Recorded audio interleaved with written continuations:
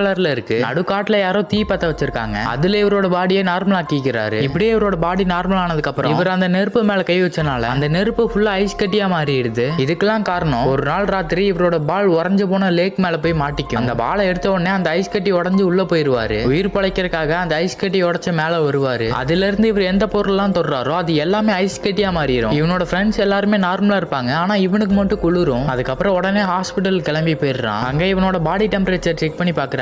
அங்க அவனோட body temperature ரொம்ப கம்மியா இருக்கு. மறுபடியும் அவனுக்கு செக் பண்ணி பாக்குறாங்க. அப்ப அவன் தலையில கை வைப்பாங்க. அவங்க கை கொஞ்சம் ஹீட்டா இருக்குன்னு சொல்லிட்டு அவங்க கை மேல இவன் கை வைப்பான். அவங்க உடனே கையை உதற ஆரம்பிச்சிருவாங்க. ஏன்னா அந்த அளவுக்கு இவனோட பாடி ரொம்ப ஜில்லுன்னு இருக்கும். அதுக்கப்புறம் ஹாஸ்பிட்டல் விட்டு கிளம்பி போயிருவான். அன்னைக்கு நைட்டே ஒரு பொண்ணு இவனை தேடி வருவா. இவன் இருக்கிற நிலைமையை பார்த்த உடனே அவ பயந்து தெரியாம தண்ணிக்குள்ள விழுந்துடுறா. இவனை பார்த்த உடனே மறுபடியும் பயந்து தண்ணியில நீந்த ஆரம்பிக்கிறான். அவனுக்கு அந்த சக்தி கிடைச்சதுல இருந்து அவன் கொஞ்சம் வினோதமா ரியாக்ட் பண்ண ஆரம்பிக்கிறான். அந்த ஸ்விம்மிங் பூல்ல இருக்க தண்ணியை தொட்ட உடனே எல்லாமே ஃப்ரீஸ் ஆயிரும். வெளியே வரும்போது அந்த பொண்ணோட கால்